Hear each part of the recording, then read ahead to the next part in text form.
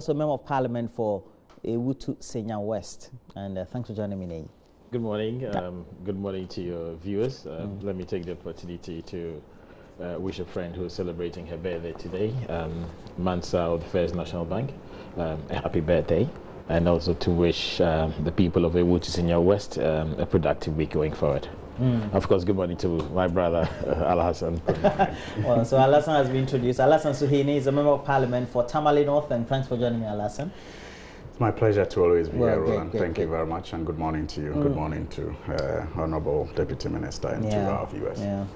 And we know that, well, there'd been some controversy involving the President's interview with Al Jazeera. We know that it'd been on social media, etc.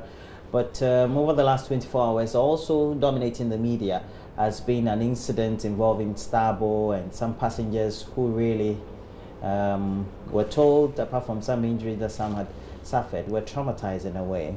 Just talking about safety issues as far as this is concerned. But let's touch base a little bit on the subject of the Starbow incident, if you have any knowledge on it. I start with you. Well, I saw the press release from the Ghana Civil Aviation Authority. Okay. And it did report that there had been an incident where the plane has skidded off the runway. And that there was one person that was injured and the person was being treated. I believe that there was a lot of news on social media. The most important thing is we need to understand why this incident or accident happened. What was the cause of this this accident happening? I've heard, but I cannot substantiate, that apparently that plane was a fairly new plane that was just introduced into the fleet, and that there was a bit of a weather issue. I believe that all the passengers must have been giving some immediate first aid treatment or counseling, and everything should have been brought under control. But yes, we need to understand why this happened. I also understand that the emergency services were quite responsive. The ambulance service and the fire service were quite responsive, and I think nothing untoward happened. But I can just imagine if I was in a plane, or if I heard that my brother Al-Hassan was in a plane and the plane has crashed, what you go through emotionally is quite challenging. And I believe that all those passengers must be giving some kind of counseling so that they can be made to feel better psychologically.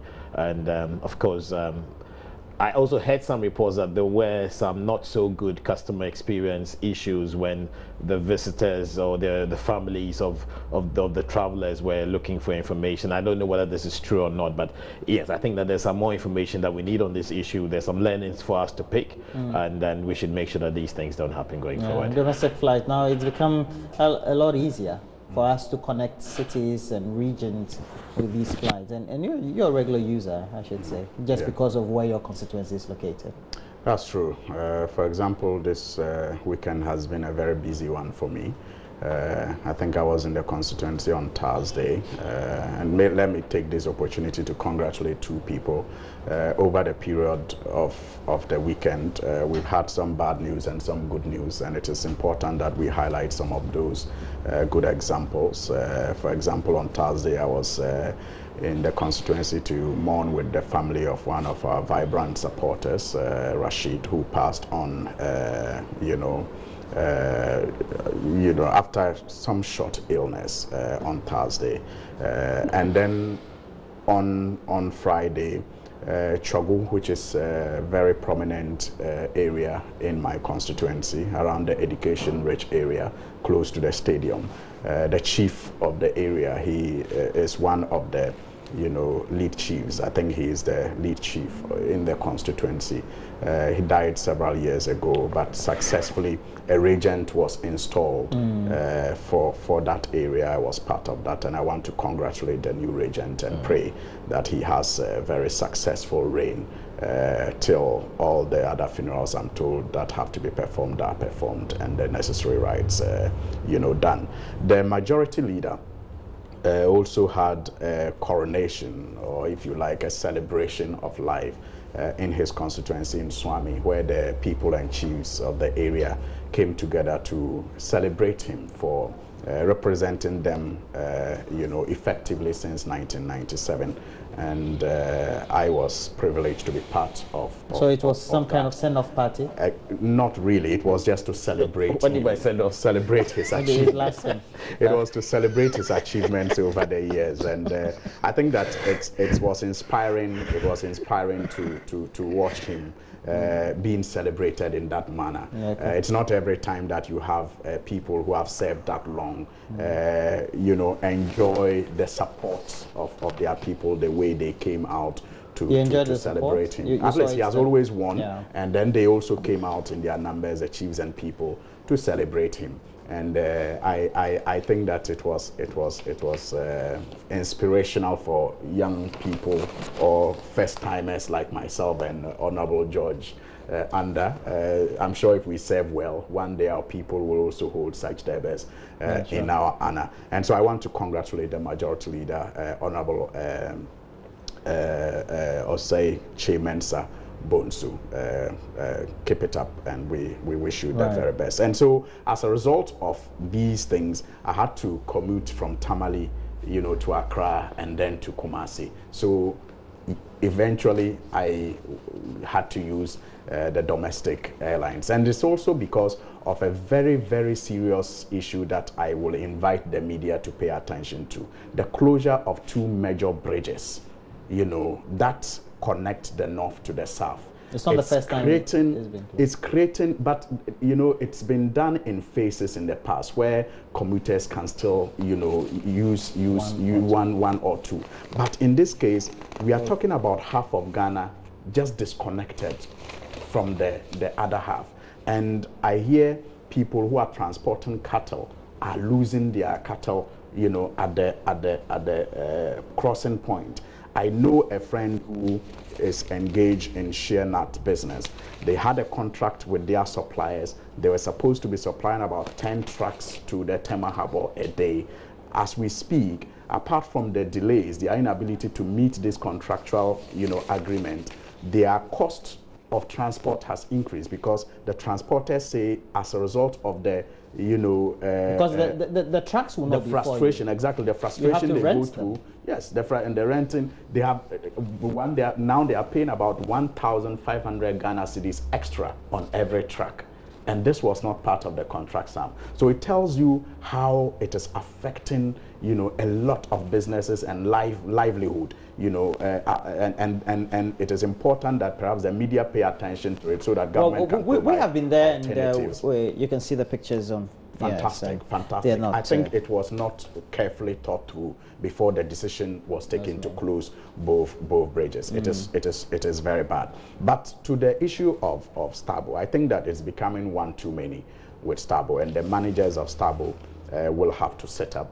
They say one experience can be described as an accident, but when you have 1, 2, or 3 cases, then you need to set up and ask the very hard questions. And I think those questions must also come from the Civil Aviation Authority, because it is not proper that we have you know, other airlines operating in the domestic space, but over the period we have recorded some of these, you know, cases with Starbow, and I think that Starbow has to set up. The management of Starbow has to set up. And if they are not setting up, the Civil Aviation Authority should be awake to its responsibility and do what they have to do so that the airspace will be safe, because that is what they are mandated to do. And you know, some of these things also affect our rating as, you know, a country of safe air travel. And it is not good for us at all, because when you have a very, you know, respectable safety record, it also attracts investments and investors into your country. People who are going to come to Ghana to do business will look at these things, and it will influence their decision to come or not to come. You may consider it just a domestic incident, but the international investor who is looking for investments, you know, feel that these are all risks that he may not want to subject his business to, and that is why we need to ensure that the Civil Aviation Authority does what is expected of it, and the management of Starbow. We want, you know, all the airlines that are operating to expand, so that if for nothing at all, it can create jobs for people who are jobless and want to take opportunities in the aviation sector, and also to be able to commute from one place to the other faster and more efficiently. On the front page of the Daily Guide is a story that says that homosexuals not on agenda. That's President Kufuor. That's what the story says. So I'll read the intro. But it says President Kufuor has stressed that homosexuality is against Ghana's tradition, and he was speaking on Al Jazeera's Talk to Al Jazeera program. And he said the issue of homosexuality is a social-cultural issue, to the extent that the President said there's no sufficient reason to warrant the legalization of homosexuality. But this is what he said. Let's just have a bite of this, and then we'll have some brief discussions on this before we move on to the subject of free SHS and its controversies. Homosexuality, for example, which I believe is illegal and it's punishable. I mean, why is homosexuality still illegal in your country? The social, cultural issues, if you like. I don't believe that in Ghana so far a sufficiently strong coalition has emerged, which is having that impact on public opinion that will say, change it. Let's then have a new paradigm in Ghana. Is that something you would get behind? I think that it is something that is bound to happen. And when that happens... What's going to provoke it? What's going to make it happen? Oh, it's the activity, like elsewhere in the world. Like elsewhere in the world, the activities of individuals, of groups. I grew up in England. I went to school as a young boy in England, and I grew up at a time in England when homosexuality was banned there. It was illegal, and I lived a period when British politicians thought it was anathema even to think about changing the law, and then suddenly the activities of individuals, of groups, a certain awareness, a certain development grew and grew and grew stronger, and it forced a change in law. I believe that those are the same processes that will bring about changes in our situation. At the moment, I don't see that in Ghana there is that strong current of opinion that is saying this is something that we need to even deal with. It's not so far a matter which is on the agenda. Yeah, so the President said what he had to say.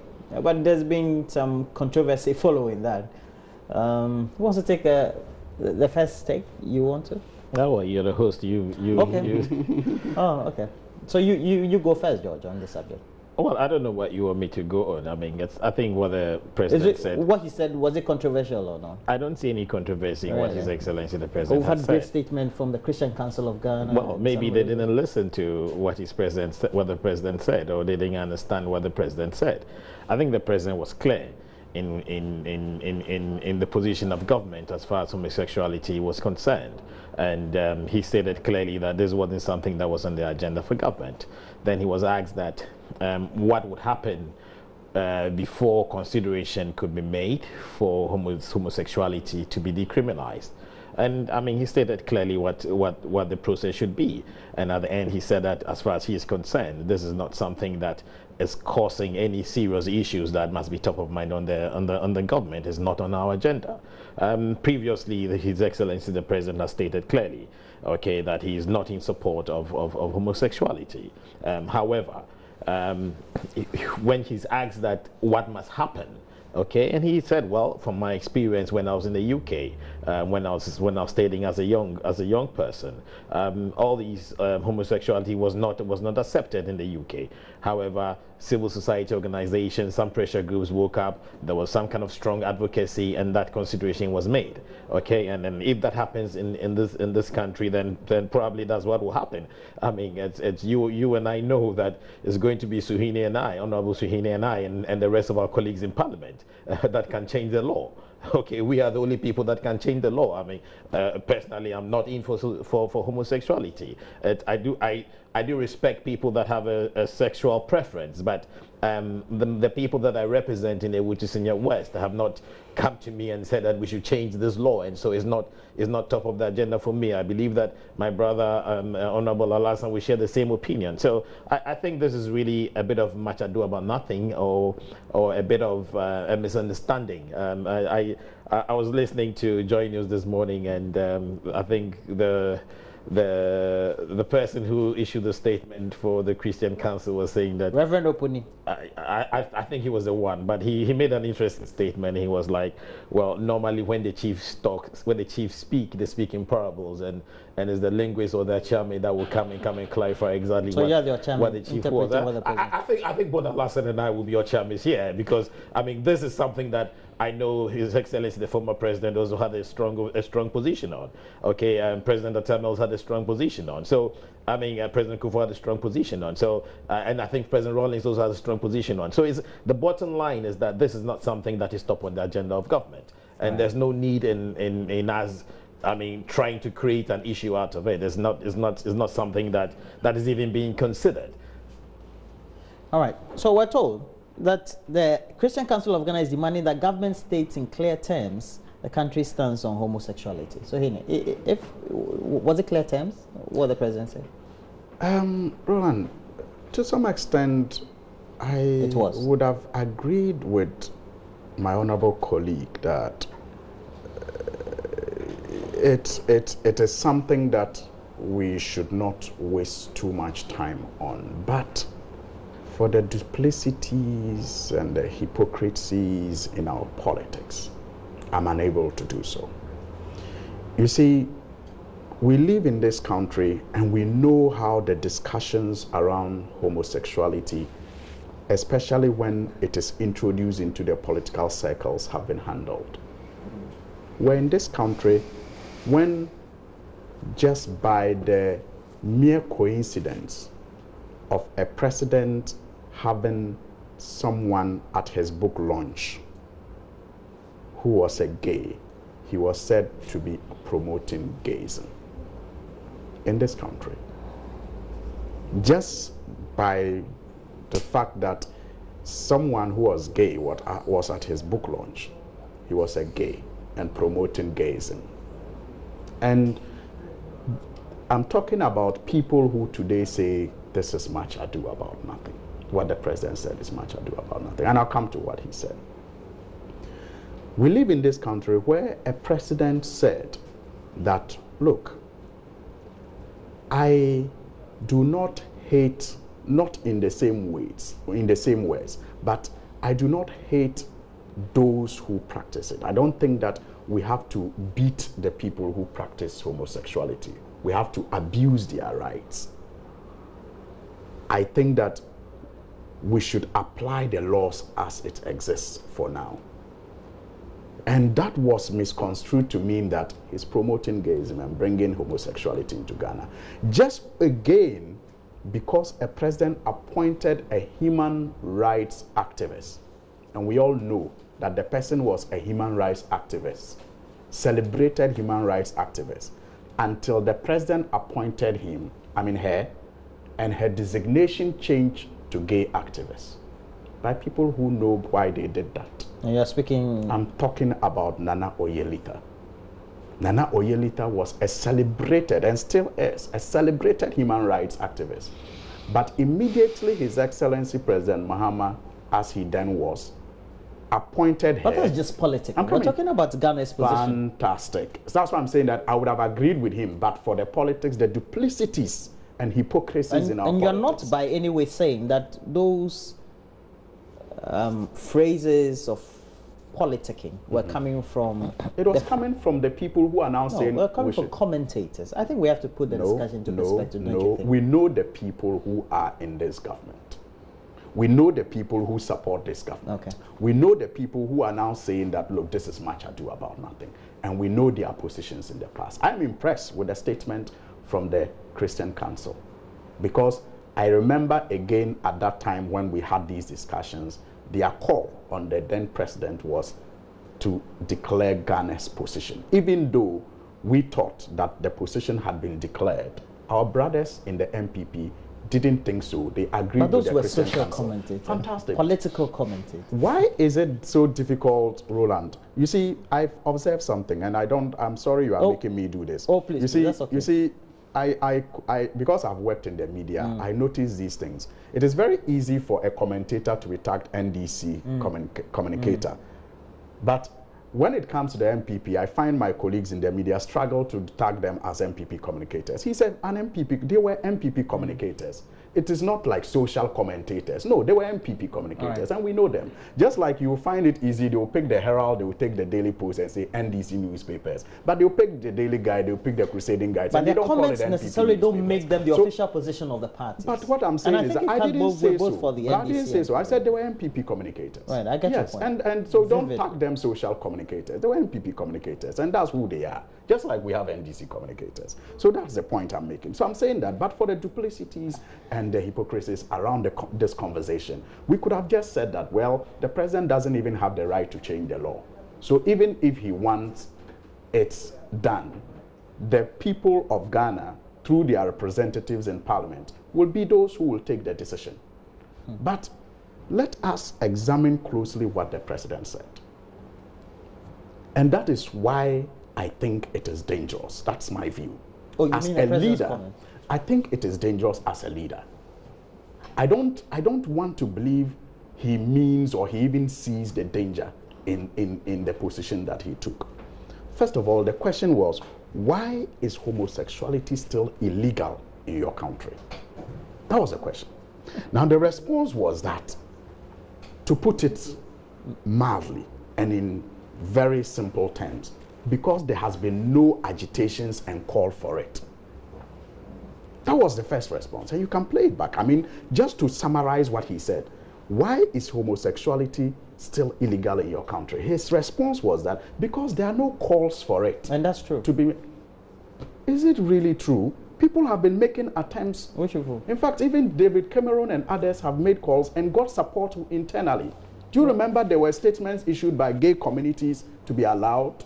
Well, I do you remember? So there have been calls. I think the president is talking about the mass. Fantastic. Of the calls. Fantastic. Why are the calls not growing? Because in the first time, during the first time when they made the first call, President Mills told them that over his dead body. And so when you do that, you shut people up. You state Ghana's position that, look, even with those calls, you won't get what you want. But the president is saying there are no calls. So what it then sends to the gay community is that, then let's make some noise. That's what the president... That is what it will send to the gay. That's going to be the interpretation. But if the thing has been that it is still illegal because the country does not tolerate it socially, culturally, and religiously, then anybody who had plans of even making calls will not dare.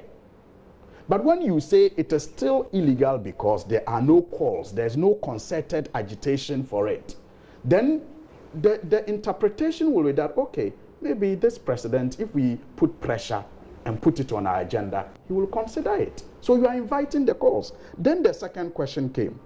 Is it something you will get behind? That is where the crust of the matter is. Is this something that you will personally get behind? And the president shockingly said, it is bound to happen. You can play it back. Is it something you personally get behind? And his answer was, it is bound to happen. But he made allusions. No, yes, but you see, at the time that he was living in England, nobody wanted to hear about at the time that he was living in England, is the third question. No, that's the third question. Well, I do understand. That's the third question. The second question is this something you personally get behind? And he said, it is bound to happen. And his third question was in explanation of the second, isn't it? Good. No, but the third question was, what do you think can provoke it? Provoke what? The calls. What do you think? Because that's when he was talking about, that's when he started talking about how it started in London. So in this case, he was giving free consultation to the gays and the homosexual community. Yeah, that's free consultation. How can you get it on Ghana's agenda? Then he tells the interviewer how it happened in London. And It then answers the first question of if it comes to the agenda, and then the second question of your personal support to it, and the admission that it is bound to happen. I think the president goofed. And I think his handlers and the NPP must take a back seat and perhaps draft a convincing statement that the president didn't mean what he said. But if they are going to argue on what he said, I don't see how they can whitewash the president. He goofed badly. And it does not make our position on homosexuality clearer as a country. We all know what the former President Mills said, which sent the message loud and clear. Former President Mohammed's message was loud and clear, even though our opponents did not agree, because his position was what? Look, it is not right to catch them and beat them and manhandle them. Oh, but even the former president was seen in very domestic, if I can put it there, very good pose with his friend, who was a non-gay. I don't recall. Yes. Even though officially he has a statement. All I know is that... Oh, you have not seen the pictures? Are you talking about those pictures? You believed them, Roland? Oh. The picture with, is it Andy or... You really believe that was a picture taken? You think it was Photoshop? My goodness, Roland. Let us make good use of our education sometimes. This was clearly Photoshopped. The only time you had the president taking pictures with Andrew Solomon was at their book launch. So the other one was Photoshop. People did other things.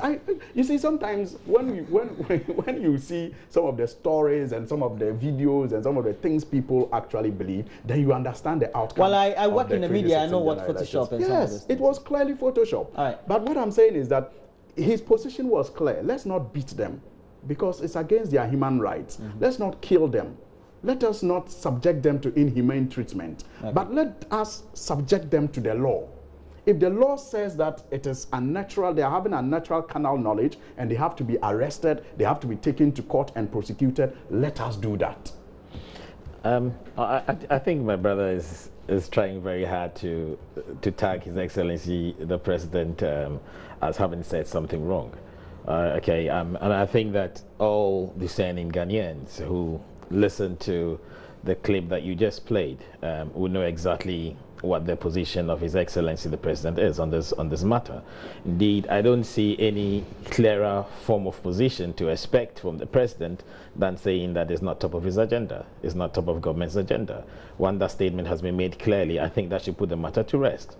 Okay, he was asked about certain things, he responded what happened in England, and that is a fact. I don't see how you can then suggest that he's giving free consultancy for certain individuals to take a certain route to be able to obtain what they want at the end of the day. Well, the president said that there's not that clarion call. Was that a lie?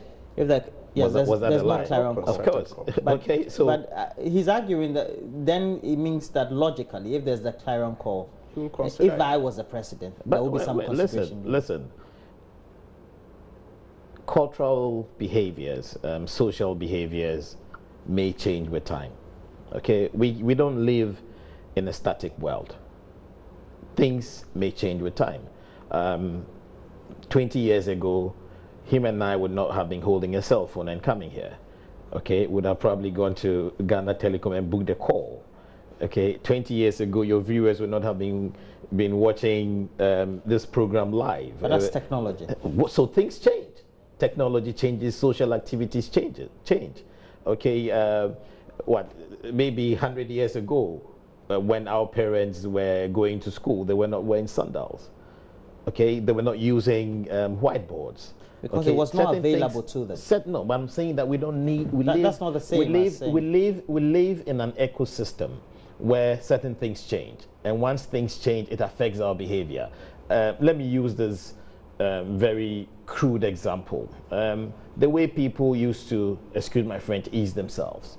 Okay, a couple of years back, it was probably seen as being a show of wealth in having a public toilet. That homosexuality can I is land? improvement. Can I please can I land? Sorry. Okay, so certain things change. If society demands a certain change, it is something that society will demand.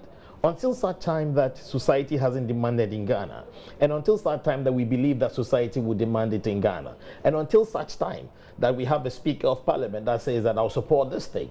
Okay, you have a Speaker of Parliament that has stated his position on this matter. Okay, I have stated my position on this matter. I believe that he has stated his position on this matter. And I believe that to a large section of parliamentarians representing the good people of Ghana, our position on this matter has been stated. So I don't see why that should even be a concern. Okay, I mean, I don't want to equalize here, but you haven't seen His Excellency the President. Do you think? Sorry? Do you think if the President had said, in response to the questions, there's no way Ghanaians will accept homosexuality, and so my why the President doesn't think for Ghanaians? Okay, what he said, the President is the President. He leads the government of Ghana, and he says that it is not on my agenda. It's not on the agenda of government. It's not because you are just being diplomatic. Why would you? If I don't want to stay up. I don't understand why you are saying that he's being diplomatic. He's been asked a question, and he's saying that it's not on top of the agenda of my government. We have other things to do. We have things that are of a priority, things that are going to improve. That's a diplomatic answer. You don't think so? I don't understand your definition of the diplomatic answer. He gave a response that is not top of the agenda of his government.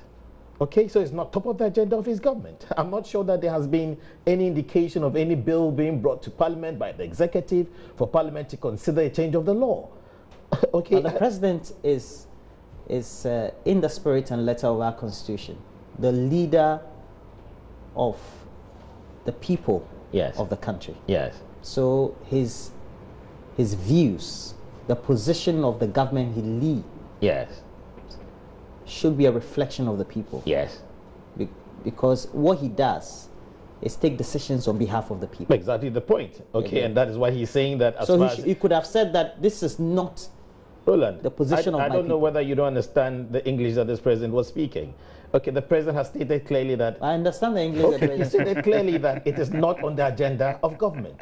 Okay, and he's saying that there's not that much agitation, okay, for this to become a topical issue. Right. So you actually confirm what the president has said. You see, Roland, if I could just come in. I'll give you only 2 minutes. No I want problem. us to move on. No problem. That's even too much for me. Okay, you know, a minute then. I think that in this discussion, we should not forget the power of the lobbyists who are leading this act of homosexuality.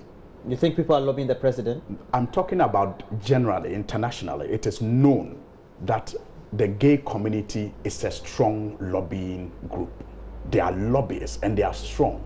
So you don't create an impression that you will accommodate them, because once you do, they will invade your territory and they will lobby as much as they can, and they may have their way. Well, the president's response didn't say that if they invaded the territory now, he would. That is why I'm saying. He said that in the course of society's evolution in Ghana, there could be some that mindset leads me, that if you could change. allow me to use my 2 minutes very well. I want to, like I said, 1 minute. You know, so you see, the reference to agenda of the government is not what the president said. And that answers the question you raised. The president, remember, I took you through the question and answers. Let's not go there. there. The president answered a question that the discussion is not on the agenda. Right. The lobbying and the calls is not on the agenda in the country today. All right. It is not about the agenda of his government. No. He didn't speak about the agenda of his government. No. He spoke about the agenda. That's the public opinion. All right. No. So let us not mix. Let us not mix. So the president spoke the mind of the people. Fantastic. So if he says, so you're telling me the president spoke the mind. No. If he's saying it is not on the agenda, it's not on the agenda because it's not part of public opinion. Now, and he goes on to talk about how it is bound to happen, and that's why I started by saying, let us not give the impression to the lobbyists that there is space in Ghana for them to operate. And that is what the president sought to do by his answer. Alassane Suhuyini is a member of parliament for Tamale North, and he's here with Nenyi George Anda. He's a deputy minister of communication, member of parliament for Ewutu Senior. Now let's move on to the issues on the front page. On the front page, I know you. No, let me ask a question. Let me ask a question. I didn't spend and my I know that you sneak your thing in, so I know Nenyi very well. So, but let me just ask a question so that we get this moving. As he says, is 1 minute bit of the other. Daily Guide has on the front page, blows over free SHS. It has come to stay, attributed to Nana Addo Dankwa Akufo-Addo. I will reverse it. Mahama. I've read the story though. There's no quote that is attributed to John Mahama that's saying that he said he will reverse it though. But we know that he'd been speaking on the subject when he led the NDC and his supporters on a unity walk in Takwa. We know that there's been a lot of controversy recently with the free SHS policy, and the president also had been speaking on it when he was at Prempeh College, and they were marking, I believe, the 60th speech and prize giving day of the school. We have an insight, so let's just watch this. The politically motivated propagandists and naysayers who in the last few years said that free SHS was not possible and could only happen after 20 years are now singing a new tune. They now claim free SHS is not sustainable and will crash in 5 years. Let me burst their bubble again. Free SHS is here to stay. The president also revealed plans to expand the school feeding program to address the impasse associated with it. We have increased the amount per capita of students fed under the school feeding program, which had remained static since 2014, from 80 pesos to 1 CD. Furthermore, an additional 501,000 children are now being fed at school under the expanded school feeding program. Within the next 5 years, government aims to equip some 38,715 basic schools with science, technology, and engineering, mathematics, STEM equipment, and train over 38,000 basic school teachers to aid in the teaching of STEM in all basic schools. Headmaster. So, Sahini, this and the controversies, and the former president has had a lot to say about it. And it's true, there are some teething challenges in 1 or 2 schools, well, or a couple of schools, I should say. But really, overall, it doesn't negate the positivity of how effective the program has been so far since its implementation.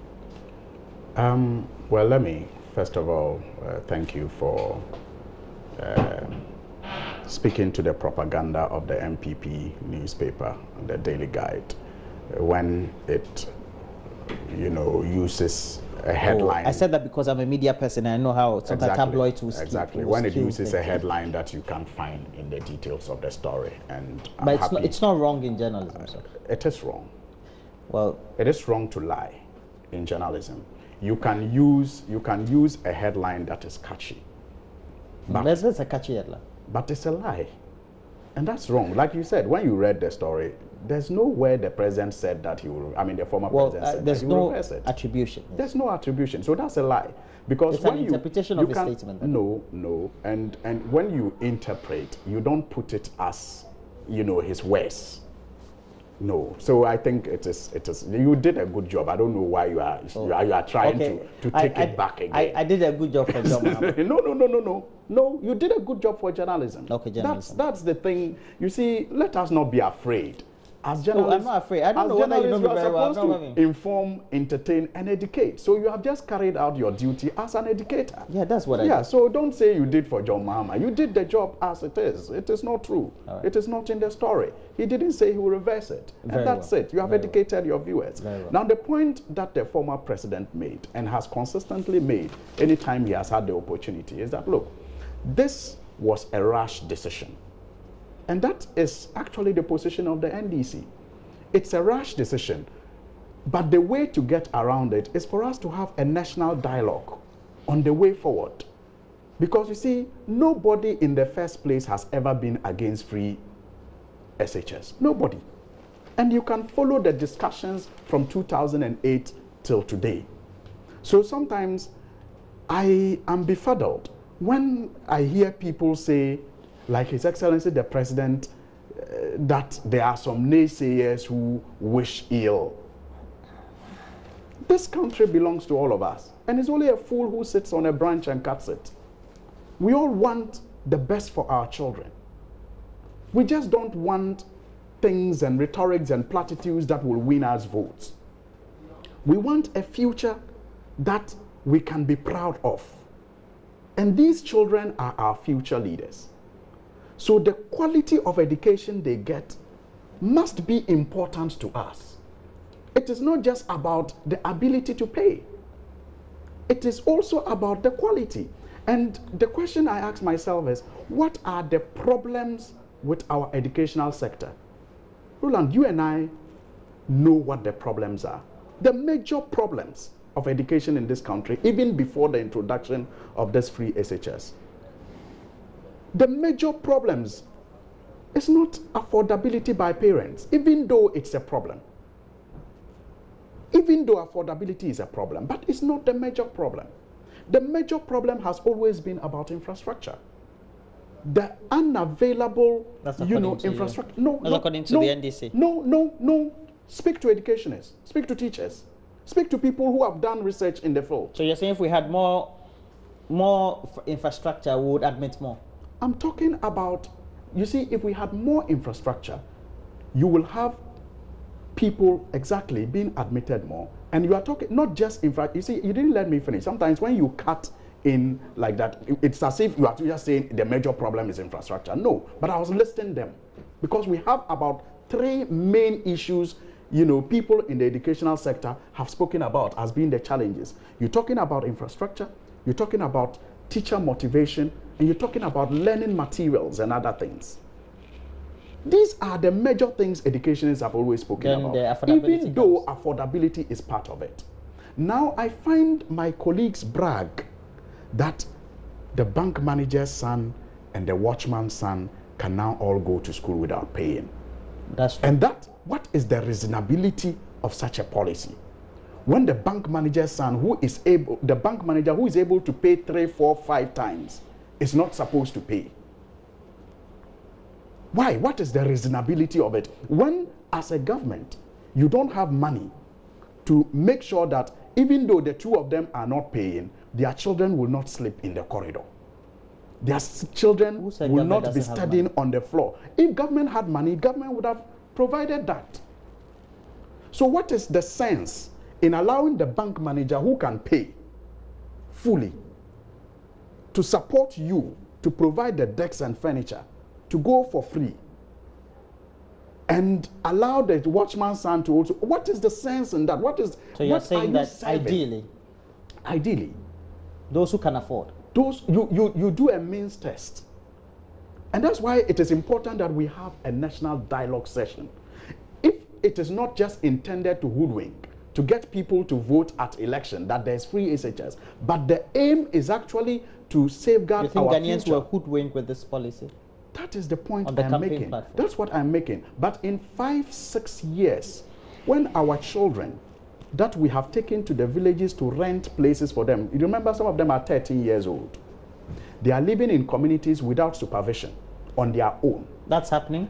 It is happening. Children are living in parents villages. Are renting houses. They have gone to villages and communities to rent places for their 13, 12, 14-year-olds without supervision. There's no house master. Roland, remember when you were in secondary school?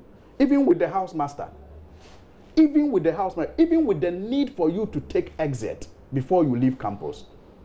You remember how some of your colleagues, if you were not one of them, still escape to town to engage in some kind of activities? Can you imagine? No, Roland, it is true. Yeah, I know it's true. Like I said, even if you were not doing it, but you know.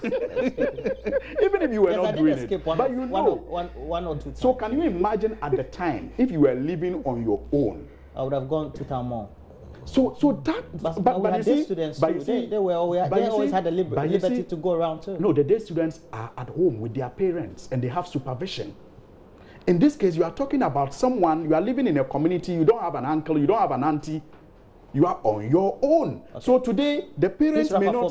Roland, apart from the cost of rent, apart from sending the child food that you think it is nothing now, but in 6, 7 years' time, you realize that the child wasn't even attending classes at all. So, Hini, that's all right. It is dangerous. Yes. Let us not jeopardize the life of our children because we want this. The way we are approaching this policy and making it seem as if you criticize it is because you want it to fail. No, we are concerned about the future of these children. But what would you have expected the president to say? That you want it to be successful? The president had to say but that. He should stop doing politics. He's now the president of Ghana. He should stop doing politics and rule and govern. He's introduced a free SHS policy. And we are telling him that we need to get it right. We are not just naysayers. We are interested stakeholders in this country. We are not naysayers. The president calls critics in the other side of the political divide as naysayers, propagandists, and pessimists, and all. They're not too happy. You can clearly see from the submission of. No, I'm shocked. I'm indifferent, but I'm shocked. Right. It's just a statement. Is this my time now? Yeah, it is. It is. Okay. Sorry. Before I talk about this issue, as you had rightly predicted, I just want to wrap up the previous conversation. It's very interesting when my brother is saying that His Excellency the President is sending a signal to gay activists and lobbyists to start agitations. I think the strongest signal, if anything at all, was the former president being seen in public with a known gay activist at his book launch, and the known gay activist supporting what His Excellency the former president was doing. So let us not try and be hypocritical on these issues. I mean, we all know that the president stated clearly that it's not on the agenda of his government.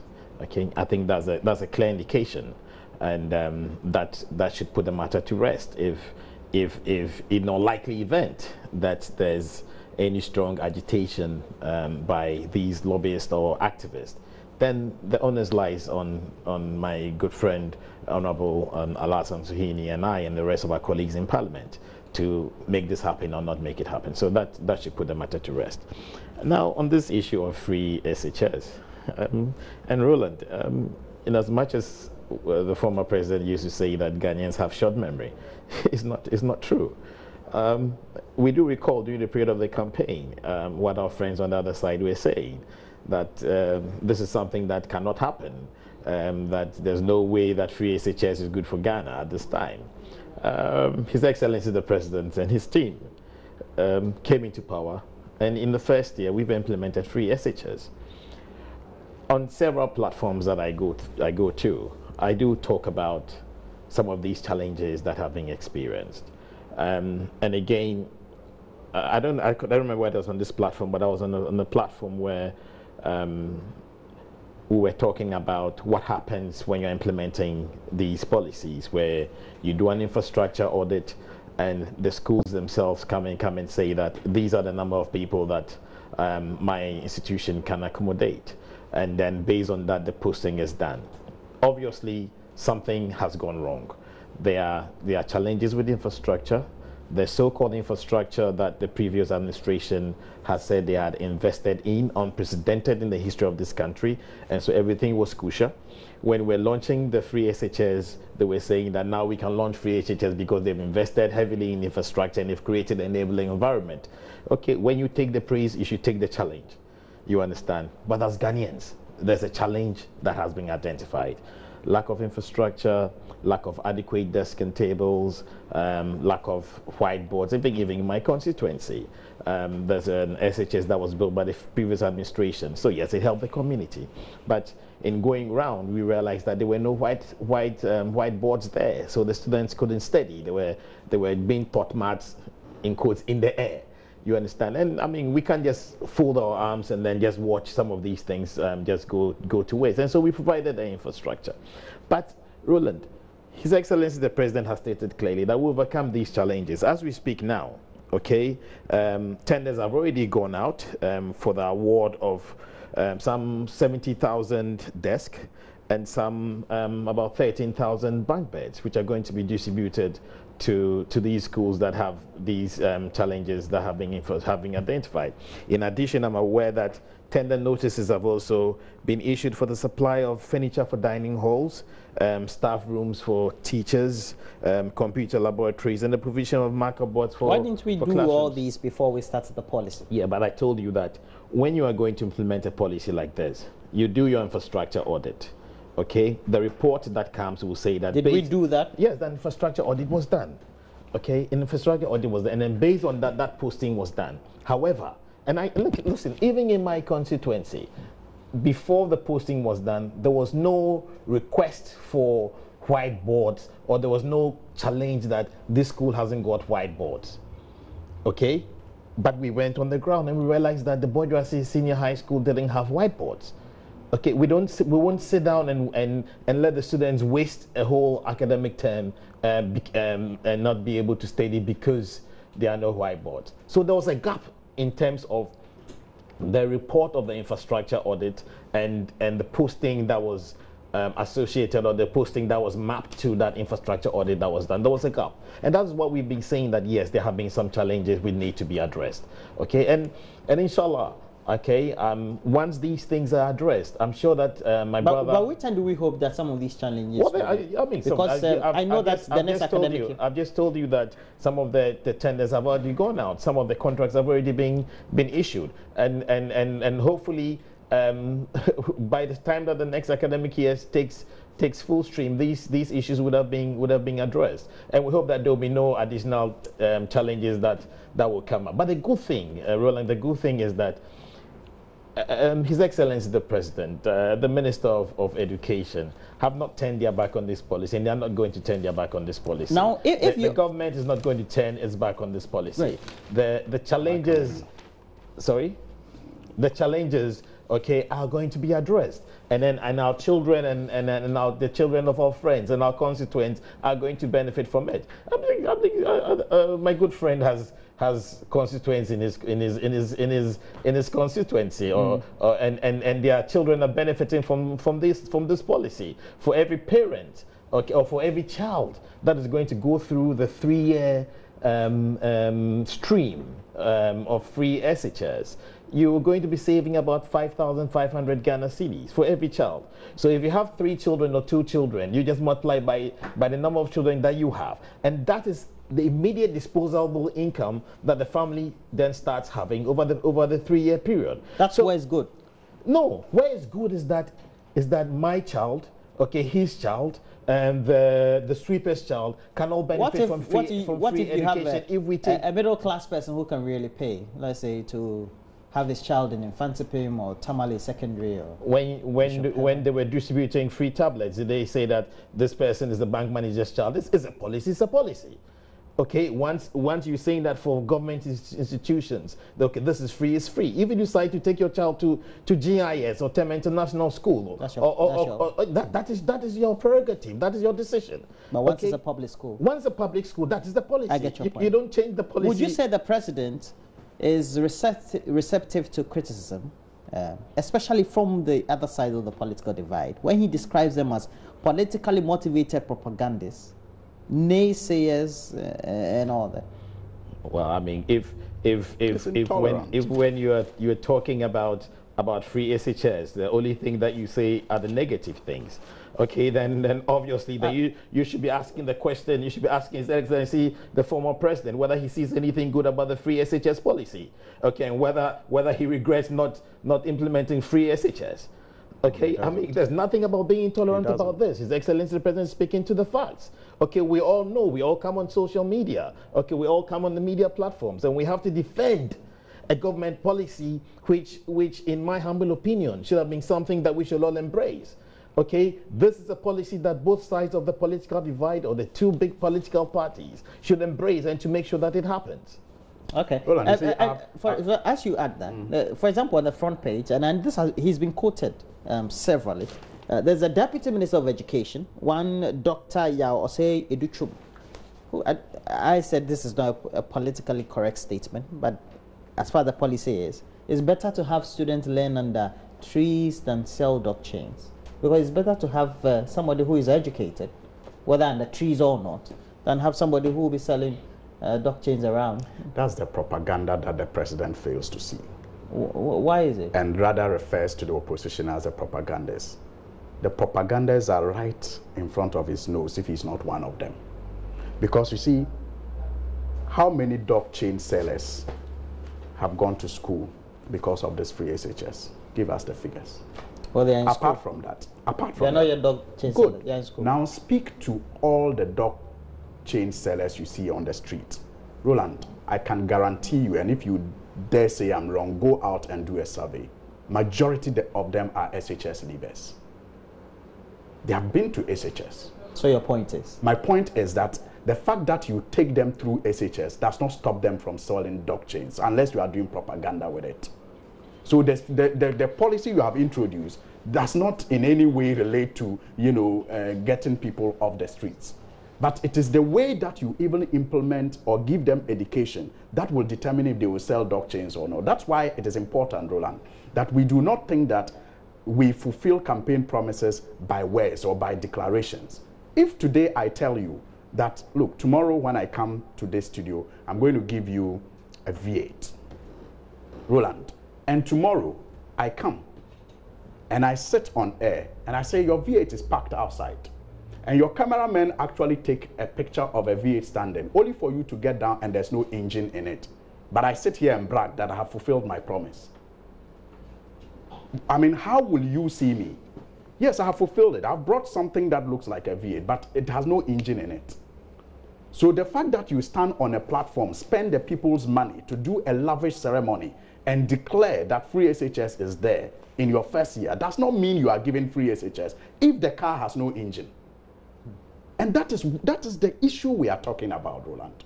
It is the sustainability one, and it is the problems of education. Why can't it be sustained? It is, why are they now doing Yibima? Yibima is what? Launching a fund for you and I to contribute, so we support. You mean what the finance minister But in opposition, you remember, yes, and that's why there's nothing wrong with that, is there? That is why I disagree with my brother when he says that the former president may have regretted. No, he said it and he still stands by it, that he won't lie to people for votes. He won't lie. He will not promise what is impossible. So he hasn't regretted. He thinks that we should have still done it gradually, like the way he was doing it, so that we can contain and manage the problems better. I mean, they are talking about giving contracts to people to produce bunker beds. Bunker beds for them to sleep in the kitchens, for the children to put the bunker beds on their verandas. Aren't you seeing them? But this is not new. Remember, again, because of politics. But Sohini, you know that there are dorms that are available, but no furniture. So that's. But what I'm saying, that's the point I'm making. Okay, that is not a solution. That is not a holistic solution to the general problems associated with the way they are implementing this policy. So don't use that. You think it's a good policy, but being wrongly implemented? Remember, I said that from 2008 till now, no political party has disagreed with the need for SHS to be free. Nobody. The NDC has never disagreed. The NDC's approach is that let us do it in a way that it will benefit us in the long run. Okay. In the long run, not just the today immediate gratification of winning votes. In the long run, let's do it in a way that it will benefit us in the long run. And that has always been the point that we have made consistently. So our brothers should not see some of these genuine criticisms or suggestions as, as if we want the thing to collapse. We are for free SHS. We all have always been. But we are saying let's do it in a way that will benefit us. Now, maybe to just wrap up on what my brother spoke about, promoting gayism is important. It's important. It's important. I'm wrapping up on that too, just as he did when he started with it. I'm just going to ask the question and answer it. The question is, why is homosexuality still illegal in your country? That was a question by the journalist. Then this is the president's response.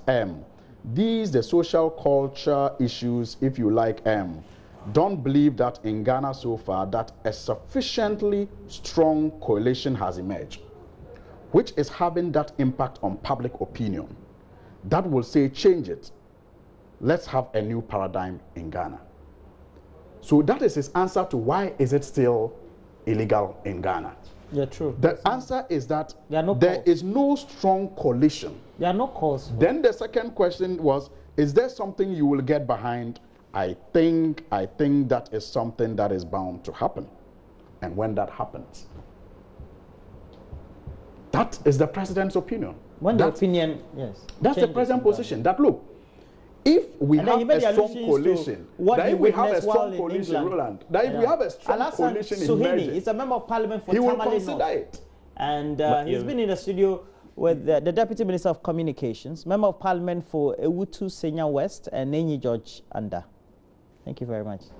You gave him 2 slots on this one.